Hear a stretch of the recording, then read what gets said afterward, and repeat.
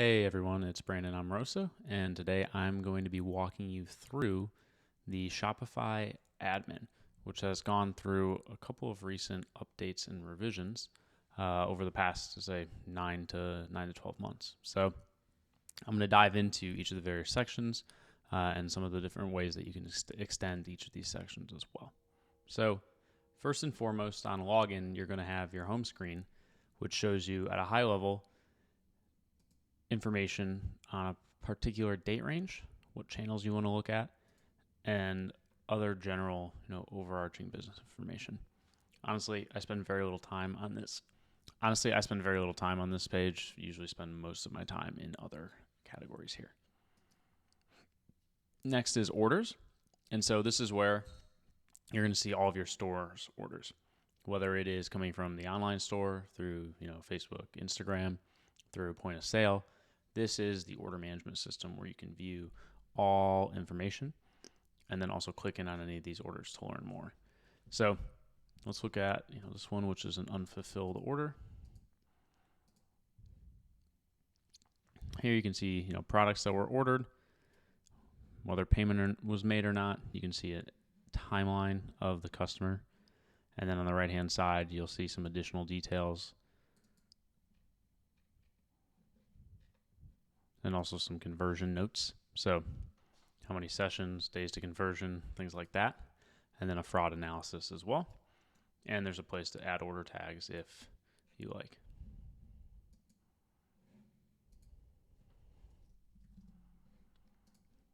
Then you can create different segments as well. So if we wanted to create a view and we want to call it, let's see here. We can do some searching as well. We're going to add a filter. Maybe we want return status is return requested. And you can see there's only one, but we could go ahead and save this as a custom view so that we could easily access it later on. And here you can see a different channel as well, which is Facebook instead of online store. Then you have drafts. So this is where you can create orders as well.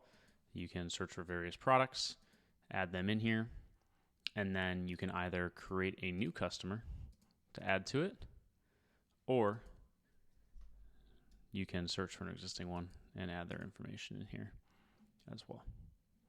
Then you can choose various options, whether you want to send an invoice or collect payment, and that is essentially it when it comes to the draft orders. Then you have shipping labels, which this requires you to use Shopify shipping, and you can go ahead and create them and select the orders that you'd like to create the labels for. In this case, this client uses a 3PL, so we don't leverage Shopify shipping. And then the last thing under orders is going to be abandoned checkouts, which we don't leverage Shopify's native abandoned checkout functionality because we're sending all of that typically out of Klaviyo or Attentive via email and text. Next is products. So in products, you have collections, you have an overall inventory tab, you have POs, transfers, and gift cards. Where most of your time spent will be is in the actual products themselves. And again, just like most of the Shopify views, you can create basically saved views. And so if I wanted to say, I only want to see products that are insurance or something, I can do that. I can save it as a view. So this allows you to easily access, certain views, which out of the box, it comes with active, draft, and archived.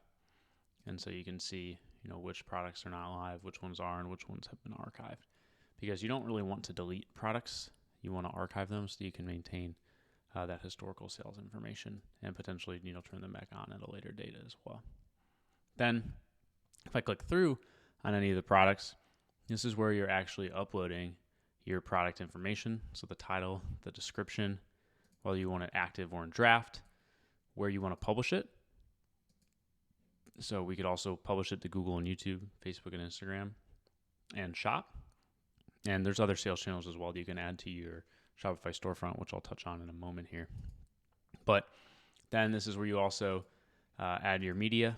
So any product images, your product category, your product type, the vendor, if you want to manually add it to any collections, and then also if you want to add any product tags.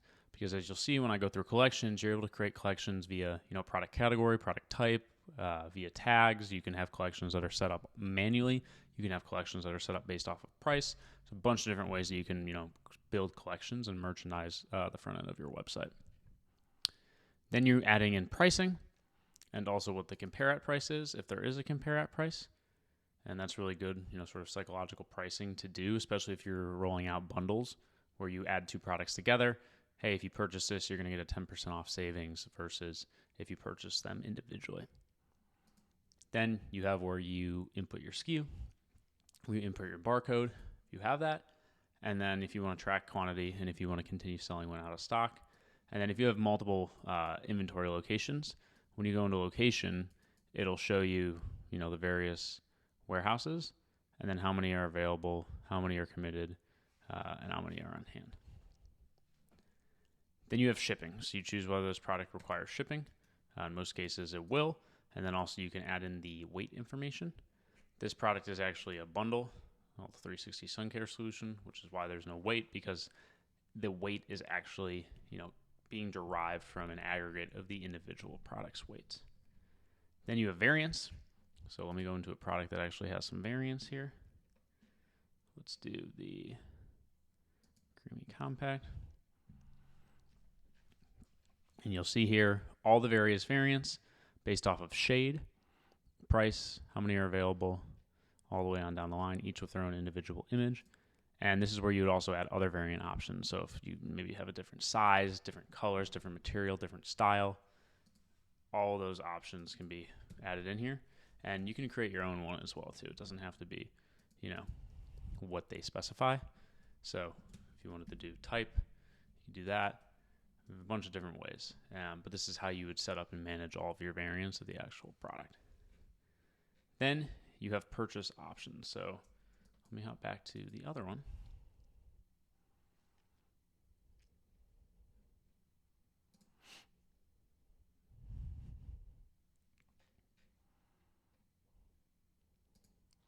So you can add a purchase option. You can either select an existing one, which in this case, Skio would be a subscription app, and this is an option for purchase. But you can also create new options, and this is essentially subscriptions. So purchase options allow and give you the ability to give your customers more ways to buy your product. You can also edit the meta title and meta description here. So when I go here, you can see that we created the special page title and this special meta description. And this is also where you can change the URL handle. And if you're using meta fields, and meta fields are typically leveraged to be able to showcase additional content around a product on the product page, that's where this information would go in here. And so you can see here, there are no meta fields yet added for this particular product. But in this case, you can see drug facts text. And so if I were to view this page, see under drug facts, this information showing up on the front end of the website. So when you're building your product page in the online store editor, you would drag in the meta field block here. And then for all of your products, when you're creating them, you would put information in here, because then this is going to show up on the front end of the website. So that is products. Next, we're going to touch on collections. So collections are, an aggregate of individual products based off of typically a set of criteria. You can have your shop all products collection all the way down to, shop bestsellers or shop particular categories. And here, again, same search functionality. So if you wanted to specify it to sales channel and then save that view, you could do that as well. But let's go ahead and create an individual collection. We're going to call it test. This is also where you'll add your description. Again, what sales channels you want them to be included in. And then, do you want the collection to be manual or automated? So manual is you're literally just having to go in and say, hey, this product belongs to this collection. Automated based off of rules. So you have the ability to look at product title, product type, product category, product vendor, product tag, price, compare at price, weight, inventory stock, and variant title. So let's say you want to have like a last chance collection. You could say inventory stock is less than 50, and we would call this, almost out of stock. And then automatically, this collection is just going to showcase all the products on our website that have less than 50 units left on hand. Now you can also say if it's all conditions or any condition. And then let's say we want to say inventory stock is less than 50 and the product category is equal to makeup. Then we go ahead and save that, and this will be all makeup items that have less than 50 items left in stock on them. You can also choose, and same for products as well, you can choose what template is being used for this particular product. So in the case of some of our skincare brands, they'll have different product templates and different collection templates based off of if it is a makeup product or if it's more of like a skincare product. And that then allows them to have different types of content, even different meta fields on products based off of what type they are. Next is inventory. So this just shows you at a high level product, what's unavailable, what's committed, what's available, and what's on hand. And again, you can create a view that's saved with these various filters. So maybe we want to have, available is less than 50. So you can see here, these are the ones. I'm going to say, low inventory products. Save that. And then when I come in here, I can just click that and it'll automatically pull up the low inventory products based off of the criteria that I just put in there. Next is purchase orders. So this is something that not a lot of our clients use yet, but it does allow you to track and receive inventory ordered from suppliers. So this allows you to create POs for those suppliers. Next is transfers. So if you want, you can transfer inventory between multiple locations. And obviously, you'll need more than one location to do so. And in this case, we only have one 3PL for this particular brand. But the concept here is very simple, so I'm not going to dig into it too much. If you have multiple warehouses, though, you can move and track inventory between those locations. And then the last thing is gift cards. So you can either issue a gift card or you can add a gift card product. And if we were to add a gift card product, it's going to take us to this product page where we can choose our denominations and so on, and then save it. And then this would show up as a product on the website. So we've covered orders and we've covered products thus far. Next, we're going to cover customers. So there's actually a fair amount of customer segmentation capabilities within Shopify, though typically we're doing this in like a Klaviyo or Attentive, because then we, will communicate to those customers with email and text in a certain way based off of the criteria that we're segmenting them with. But let's say we want to create, a cohort of everybody who has ordered, 5 or more times. So we're going to say number of orders greater than or equal to 5. This company is pretty much brand new. And so obviously there are not going to be a lot of customers who have ordered more than 5 times in the span of 6 weeks. But we can go ahead and save this segment and call it VIP customers, 5 plus or 5 or more orders. It would help if I saved it when I named it. VIP customers, 5 or more orders.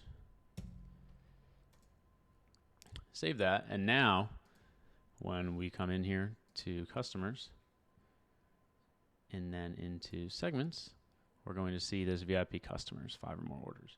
You can also see, who else are creating some of these things. So Super Affiliate has an audience, which is our referral and loyalty solution. Then you can also see Shopify auto-create some, such as email subscribers and customers who have purchased at least once. But you can build all that logic in here. And there's even templates as well that you can look at. So if you want to re-engage customers, Shopify has these templates where, customers who haven't ordered recently but used to do so frequently. And what's this saying is orders placed 90 days in the last 90 days is false, but they've ordered at least 3 times in the last 12 months, but not in the last 90 days. So we could use this template and it'll automatically create that segment for us, which we can then save and push out or export or leverage in remarketing. So within customers as well, you can click on their profile and see all of their information. So when the last order was placed, the timeline of the customer. It's obviously more robust when we look at customers who've ordered 5 or more times. So if we look at this one, we're going to see last order placed, all of the history of this customer, contact information, location, any tags, and then also can click on view all orders to see, the 5 orders that she's placed. So next is content. And content is really around meta objects. So what meta objects are essentially a joint or grouping of 2 or more meta fields. So meta fields are, let's use wine as an example. So within Shopify, your standard product attributes are things like, size, other variants such as color, whatever it may be. What's not a variant, as an example, would be a wine rating. So let's say, Robert Parker, who's one of the more preeminent wine tasters, has reviewed a wine. You're going to set that up as a meta field because it's a piece of content, really, that is associated with that product. It's not something that is inherent to the product itself. And so that'll display on site on the product page. But let's say you wanted to have a meta object called, wine critic review. Maybe 2 meta fields would be wine critic author and then wine critic review points. And so that way, for each product, you're able to specify this is the critic and this is the points, and the meta object defines how that looks like on every single product page. And so we can add a definition here, add a meta object, and then this is where we would be able to create those. Now, if you want to add a single field, you just go to meta fields. You can see here we already have some, like drug facts text and the drug facts title. And so, in fact, we most likely would be able to actually create a meta object. We'll call it drug facts. And then you would name it. But we could emulate that same setup of the individual meta fields in a meta object as well. And then you have files. So in files, this is where all of your images are going to live, any PDFs that you upload, etc. And you can search by file size, file type, what it's used in, and then you can go ahead and actually save it as well. Next is finances. So this is where you'll see credit, if you use Shopify Credit. And Shopify Credit is essentially a business card. Next is payouts. So what's the current balance? When is the next payout coming? Documents, transactions. Relatively straightforward here, but how much money came through, what the charges are, etc. Bill pay. And in this case, I don't have access on the storefront, but it doesn't really matter because Shopify Bill Pay essentially gives merchants the ability to schedule, pay, and manage their expenses to other third-party vendors all within one platform. So it allows you to have an aggregated view of all of your bills and invoices, choose how to pay, and then also to schedule payments as well. Next is analytics. So analytics, you're going to have a dashboard that you can choose the time frame, and then you can also compare to previous period, previous year, previous quarters, or previous Black Friday, Cyber Mondays. And this will give you some overview information. You can customize it, and when you customize it, you can choose to add these additional things to the dashboard. But where things really get interesting is in reports. And so you can create custom reports. You can see a bunch of the team has created custom reports here. So if I did create custom report, choose a template, and then let's say sales over time. From here, I can do a variety of filtering. I can also choose to add additional columns, and that allows me to then save the report, and then those reports are accessible in here. But you also get a live view as well on a daily basis, which shows you where visitors are coming from, top products, things like that. But the analytics dashboard is typically where we are spending most of our time, just to get a high level overview of what the day looks like and how things are going. Next is marketing, which honestly is used almost never by our teams. This is where you would create campaigns. It gives you some high level information around what your top performing channels are.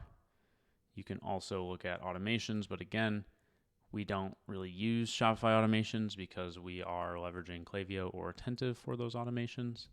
But it does allow you to see some channel performance and some marketing activity, but there's not a whole lot of use here for us. You can create a campaign, which allows you to do some of these things directly from within the Shopify platform. But like if we're ever building a Pinterest campaign, we're going to do it within Pinterest itself because it has more advanced features and functionality within the platform. But things like the post-purchase offers automation, you would definitely set this up within here. And this allows you to show a post-purchase offer within the Shop app, which I'm going to touch on in a bit here. And then last but not least is discounts. Again, you have the ability to create save views with various filters so that you could easily access them, but we just have all active, scheduled, and expired. And then to create a discount, you have a ton of options. You have amount off products, you have amount off order, you have buy one or buy X get Y, and then you have free shipping discounts. And now you're able to stack discounts as well, and you can specify that within the admin when you're setting up the promotion. You can choose whether it's a discount code or automatic. So automatic is best if you're doing like a Black Friday, Cyber Monday site-wide 25% off. You could set up an automatic discount code so that just auto applies to every customer's checkout. Or you can use a discount code, which you can auto-generate, or you can enter in your own information. A lot of times we'll use Klaviyo or Attentive to create dynamic discount codes. So that way when we're doing one-time promotions, we have a dynamic code that's created that's unique just to that customer so that it can't be shared and abused. And that works pretty well.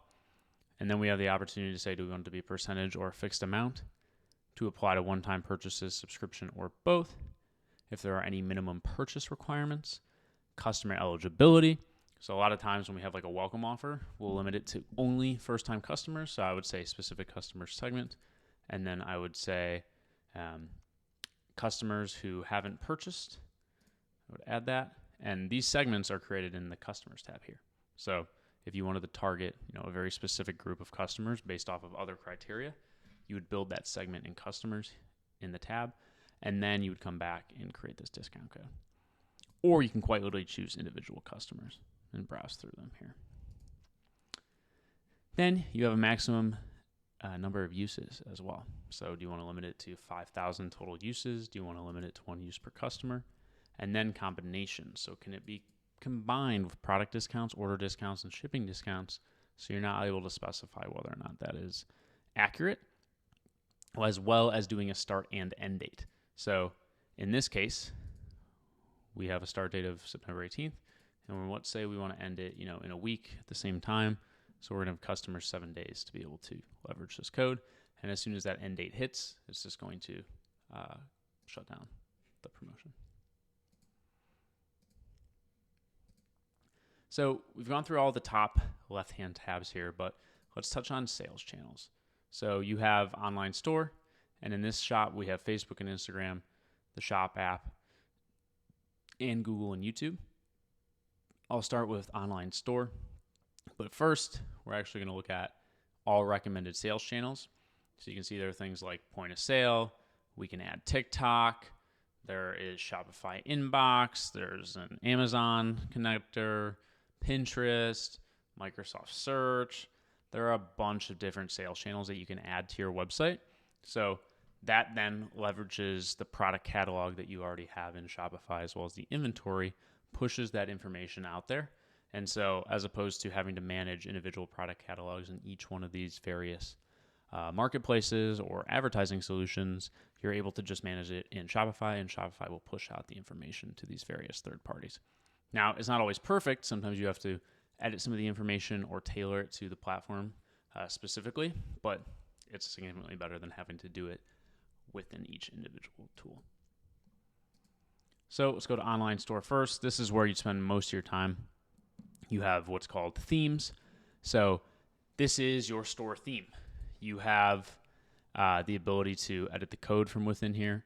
You can also customize the theme. And then you can also have other themes that are either backup or development themes, or maybe you're testing out a new type of theme. And then there's a host of free but also paid professionally designed themes that Shopify provides or are created by third-party developers that you can then download, test out before deciding whether or not you want to purchase, and then you can manage it right from within here. But let's go ahead and click on Customize. And this is honestly one of the biggest improvements over the past year and a half, is allowing Shopify themes to be completely drag and drop and editable. So you can add blocks. You can easily, turn things off or on. You can easily add sections, and then you have these various sections that are a part of the theme that you can just drop in there. If there's any apps that you have installed on your site where you can drag those in, all of this is easily managed by somebody like myself who has no actual technical development skills. This is also where you update all of your theme settings, which is a lot of it is customizing the online or the appearance of your online store. And then any app embeds as well. So in this case, we have a variety of different apps that then embed themselves onto the website. And these are apps that were built specifically for Shopify 2.0 stores. So if your website's not on Shopify 2.0, you should definitely look at migrating that over to a supported theme, as it's been quite a bit since Shopify 2.0 was released. Then in the top here, you can just go through homepage, products, collections, pages, blogs, and so on.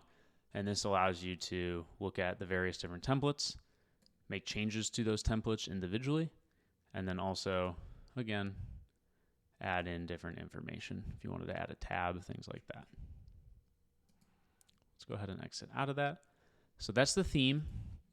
And you have blog posts. So you have all of your individual blog posts, but you don't have to have just one blog either. So you can see here, we have multiple blogs: beauty, products and ingredients, and sunscreen first.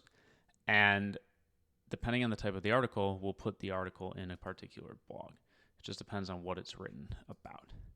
But within blogs themselves, you can add the content within here.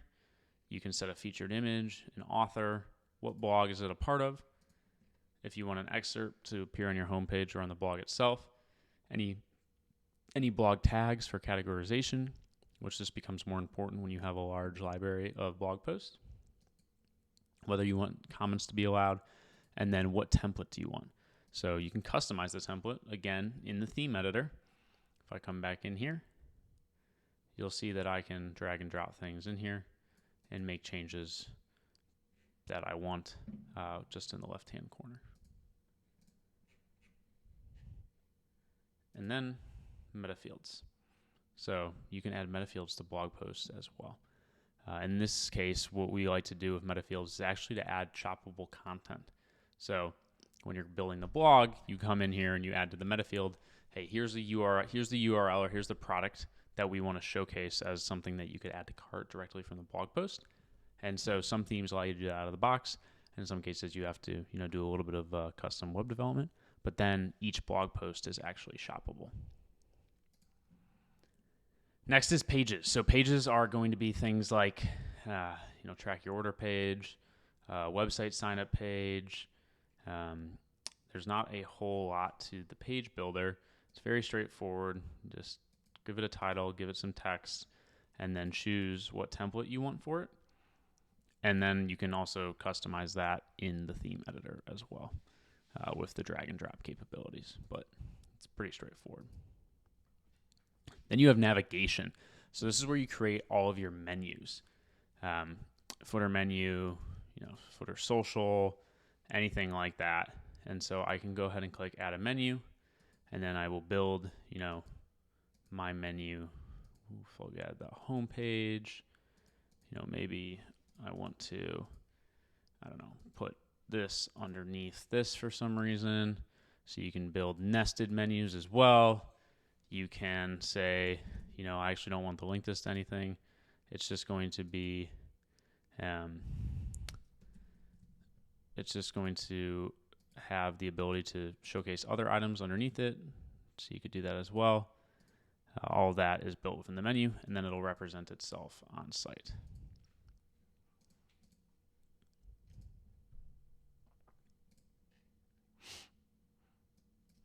And then depending on your theme, you have collection and search filters. And you have now what's called Shopify Search and Discovery. And I can go ahead and pull up that app here. But this allows you to have, really robust collection pages and also really robust search on site, where you're able to provide filtering capabilities and help customers get to their product assortment faster than they would be able to otherwise. And historically, you had to use third-party apps for this, but Shopify released it in July of this year natively. And then the last thing in online store is preferences. So you have your homepage title, your meta description, social sharing image, Google Analytics, which this has since been deprecated, and now Google Analytics setup happens in the sales channel of Google. Connecting your Facebook pixel, again, that's been moved to a sales channel, and then customer privacy information, and then if you want to restrict it to password protected as well as spam protection. Then I'm not going to cover every sales channel, but you can click through any of them and see, the setup process is pretty straightforward. It walks you through the various things that you have to connect or the logins that you have to provide. And then you can see here, we've got 7 products live. We've got a shop on Facebook. We've got a shop on Instagram. We can see shop sales from the last 7 days, everything like that within here, as well as settings. So in the settings, that's where we would choose the checkout method, sales channels, and then also amount of data sharing and whether or not we're collecting emails at checkout. Now, the shop app is interesting because you can actually build your own shop in Shopify now. So the shop app is basically Shopify's Amazon, so to speak. And before, you had no control over the look or feel of what your brand shop looked like on the shop app, but now you can actually set up your own. And so I'll do a follow-up video where I go ahead and actually build one of those shops, and I'll share it in the description below. So we've covered basically everything here. I'm going to touch on settings in a bit, but next is apps. So to see all of your apps, just click on this. It'll show all the apps that you currently have installed. To get into any of the apps, for the most part, you can just click on them and it'll take you out to that app environment. But you can also go to app in sales channel settings, as well as view recommended apps. So Shopify will recommend some, but then you can also go into the Shopify App Store to actually see, all of the various options that you have available to you to download and leverage on your website. Last but not least, settings. So in settings, this is where you put in all of your store information. So store name, store phone, store email, business address, store currency, time zone, order ID format, your plan. So in this case, it's going to be an advanced Shopify store, not a Shopify Plus store. Billing, all of your billing information and history, apps that are being charged through Shopify as well. User and permissioning, so you can add staff or you can add collaborators. And when I add staff, I'm able to set custom permissions. So you can see in the dropdown for all of these, there's various levels of permission within each. And then go ahead and just send the invite. Next is payments, which we're using Shopify payments with almost all of our clients. And within here, if I were to click manage, it would show me, all the various different providers that I have chosen to enable. So when you're using Shopify payments, like, you don't have to turn on Apple Pay if you don't want to. You don't have to turn on Google Pay. I don't see a reason why not to offer all those various payment method options for your customers. There's obviously ones that are more popular than others. And then you can also choose if you want to set up PayPal or Amazon Pay. Then you have checkout. So if you're not on Shopify Plus, this is where you do most of your Shopify checkout customizations. Do you want to ask for email or phone number in email? Show a link to download the Shop app, require the customer to log into their account before checkout, and then some other checkout specific information, and any other scripts that you want to add as well. And if I were to click customize checkout, it would take me out to the theme editor, where I'm then given options to change colors and things like that. But I'm not able to add in apps because it's not Shopify Plus. If it was Shopify Plus, I'd be able to add in apps like, checkout cross sells right here, powered by Rebuy or something like that. Hopping back into settings just to finish this all off. We have customer accounts, so you can choose how customers log in. Do we want them to log in with a one-time code sent to their email, or do we want them to have to log in with email and password? I'm leaning more and more towards the login with a one-time code, especially for B2B clients. But customers will forget their code or forget their password a lot, so why not just send them a code via their email anytime that they want to log in? You can also brand the customer account as well. Choose whether you want to have self-serve returns. In this merchant's case, we're using loop returns, so we don't use Shopify's native return functionality. We have a URL that can be shared by customer service to customers to give access to new customer accounts. And then same for the URL here for classic, and this is for new. And then if customers are able to sign in with Shop, and there's over 100 million Shop users at this point, so I would never not have this on. Next is where you set up all your shipping and delivery specifications. So we have our packages, we have our rates. So if I click on the rates here, you can see I've set up a variety of rates based off of the product price, or rather the order value. So anything under $35 has a variety of different shipping options, as well as a price associated with them. And then for $35 and up, we just offer free shipping. And it's only coming out of one, location, which is the New York warehouse. So we don't need to do anything else there. But if you wanted to, you can create, specific custom rates based off of, certain groups, or if you want to go to certain countries, that's where you'd create all that within here. And then you can do things like Shop Promise. So Shop Promise allows you to showcase to your customers their expected delivery time. And every Shop Promise date is just calculated automatically for accuracy at no cost to the merchant. And then you can see, with Shop Promise, what the conversion rate is versus what it is without, and how many additional orders in the time frame that this has since been turned live, which hasn't been for very long, and how it impacts conversion rate on your website.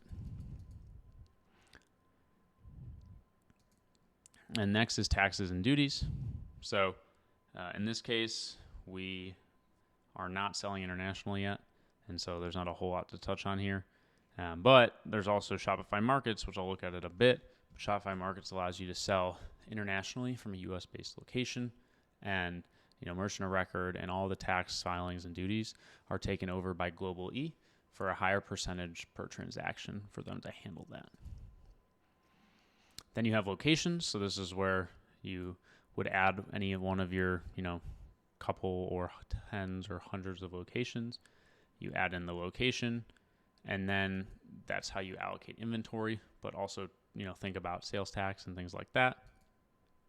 Next is gift cards. So do you want to have gift cards never expire or expire? And then do you want customers to be able to activate Apple Wallet passes? Next is markets, which I'm not going to go a ton into because it doesn't have a lot to do with the Shopify admin. But in Shopify Markets, you can select different countries and regions that you want to sell in. So maybe I want to start selling in Cameroon, and I'm going to call this, the Cameroon region or market name. And I'll save. And so now we have a new market where we need to set up languages. We need to set up products and pricing, duties and import taxes, what sort of shipping are we going to offer, payments, things like that. And then you can preview it on site. But obviously, we're not going to be selling in Cameroon for this client. So I'll go ahead and delete that out. Next is apps and sales channels. You can see all the ones that are installed, but also all the ones that have been uninstalled. Domains, this is where you connect your domain, or you buy a domain, or you transfer a domain. Then you have customer events. So this is managing app and custom pixels that access customer events with enhanced privacy and security. So you can explore pixel apps in the Shopify App Store, whether it's Elevar, Triple Whale, things like that. And then you can manage them within here. So I could click on this to go to the app itself, or I can view the permissions in here to see what it has actual access to. Next is brand. So this is where you add your default logo. This is where you add your square logo, any colors, your cover image, your slogan, short description of the business. Now, where this is used is a little bit all over the place, and sometimes it's not used, and you just can set it manually when you're doing the setup. But a lot of times you'll set up a new app, or you'll set up like a Google Sales channel, and it'll pull in some of this brand information. Next is notifications. So these are all the transactional messages that go out to your customers, whether it's order confirmation, order edited, order invoice, out for delivery, delivered, things like that. We actually turn off these because we want to send them out of Klaviyo via Malomo, because it gives us more control over the transactional experience, and we don't want to use the standard system notifications out of Shopify. But if you want to use these, you can. You will have to edit code if you want to change the way that it looks, but you can also customize the email templates a little bit with the accent color and the logo, but it's pretty bare bones here. Next is custom data. So this is meta fields. If you want to add custom meta fields to any type of product, variant, collection, page, blog, and so on. And then languages is where you set your languages. So there's this app called Shopify Translate and Adapt, and so that allows you to translate and adapt your store content for every market. It's more than just translation. It's also adapting based off of local, preferences, whether it's like English US or English UK, things like that. And then you can choose to add languages as well. So let's say I wanted to add, French. I could add that, and then I would have to choose, what's the translation app that's handling that. So in the case of Spanish, it's the Translate and Adapt app, which if we go into that, it will show the localized content, whether or not it's published, and then you can go in and actually look at, how it comes out on the other side by putting in the Spanish version. And then last but not least, you have your policies.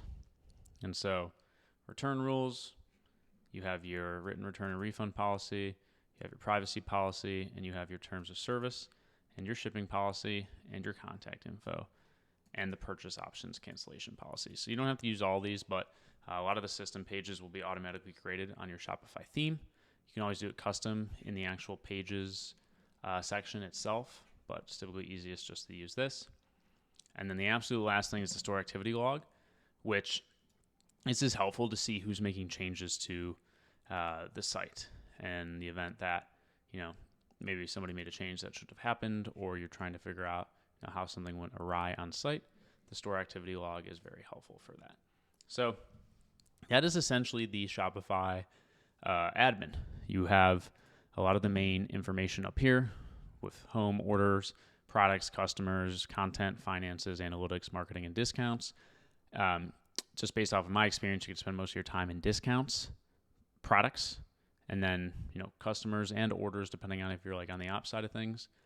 Then a lot of your time will be spent in sales channels, specifically the online store, because that's how you're going to get into the theme editor and make any customizations to the front end of the website, unless you're a developer, obviously, in which case you would actually go into the theme code itself. And then apps, depending on what apps that you have downloaded, and then settings for any settings changes that you need to make. But that is essentially the Shopify admin in a nutshell.